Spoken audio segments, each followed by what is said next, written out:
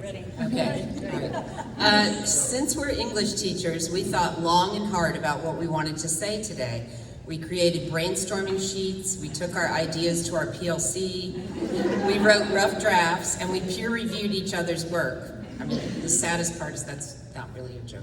And finally, we decided that we would perform, in Catherine's honor, 5 soliloquies from famous plays. So we're going to do 3 from Shakespeare, 1 from Chekhov, and 1 from more of an underground playwright called Mark Fletcher. That includes the lines, "Control the controllables," and a line that I'm pretty sure you stole from Bob Dylan, "Keep on keeping on." Actually, we're not going to do that because that sounds like that would take the whole morning. So what we are going to do, again, because English teachers love skits, although I did say no to costumes, sorry Sheila, we're going to cast a play. Sheila and I are casting directors, and these are our assistants. Okay. All right, so here we go. Okay, we've seen 23 people at these auditions today. 1 did Hamlet in a pirate voice.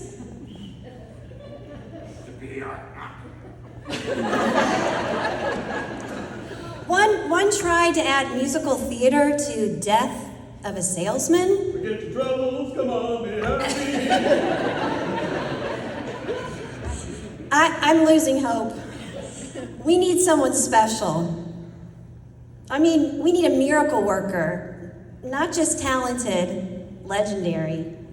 So let's remind ourselves, team, what we need, okay? We're casting the role of a speech theater English teacher in a high school that's led by a current principal who cares a lot about his faculty and staff and students, but occasionally overshares, and recently described some budgeting issues using a piles of poo as the guiding metaphor.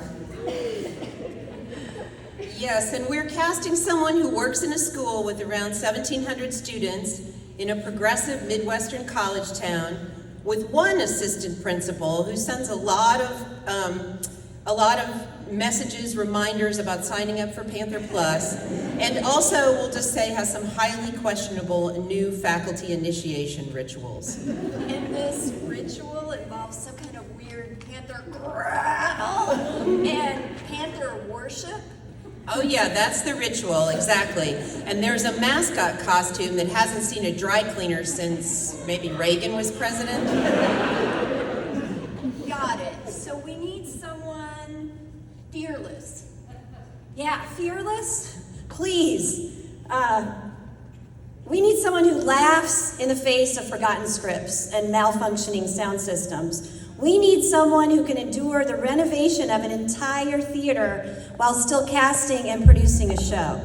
I mean, someone who has the stamina to survive 33 years of diva meltdowns, emergency costume sewing, directing plays during a pandemic, and yes, even curriculum mapping seminars during retirement's pregame.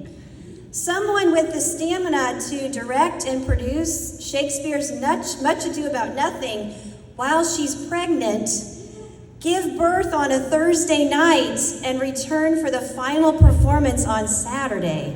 True story. Someone who has outlasted most of the administrators, as well as 7 superintendents. Even Jeff Oswald? Even him. That's dedication, like hero level dedication. Yes, dedicated like a teacher who spends Sunday afternoons revamping the Senior 12-2 curriculum instead of napping like a normal human. A mentor who starts a coffee talk series with students just weeks before retirement. When most teachers are checking out, this one is still checking in and providing donuts and snacks to students and talking about important mental health issues. We need a triple threat who sings, dances, plays guitar, and can design a set in a whole living room, kitchen, any interior space with the coolest colors and vintage vibe.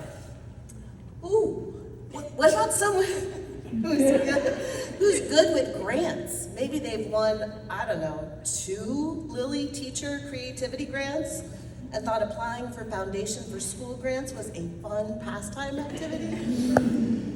Yeah, we need someone just like that. But nobody like that exists.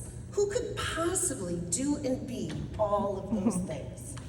And she'll wear vests. Dazzling, mystical vests. She'll be and is elfin in spirit, hilarious in nature. She'll build a theater program with just $825 in the account, a trashed stage, and no help. She'll win over angry kids who are mourning the last director and say, let's build something new. Wow. I think I know who you're talking about. In fact, we all know her. She's resourceful. She's written numerous grants and sponsored fundraisers to support innovative theater initiatives. She's brilliant and creative. She brought in a ballet dancer in a production of Lord of the Flies. She's a force of nature, directing over 75 high school productions. Yes, and at age 22, when most people were still figuring out how to do their taxes, she was directing teenagers in the full-scale drama of Up the Down Staircase with 0 budget and a dream. And didn't she recruit her dad to help build her first set? Thanksgiving weekend, true story. He brought the tools, she brought the vision, the stage brought the magic. Wait. Are you talking about Miss Catherine Rodemaker? Who else? She built more than sets. She built safe havens. She gave students the stage, not only to act on, but to voice their concerns and discover themselves. She led students on trips to New York, England, and Europe. She made Talbot's Couture. She taught us that emotions belong on stage, and also, sometimes, in the parking lot at 10 p.m. after closing night. She used theater to memorialize and remember those we love. She found the words to comfort students and families during times of great hardship and loss, when most find themselves speechless. So yes, we found our star. She wasn't acting, she was living the role for 33 years. Thank you, Catherine, for all you've given to Bloomington High School South.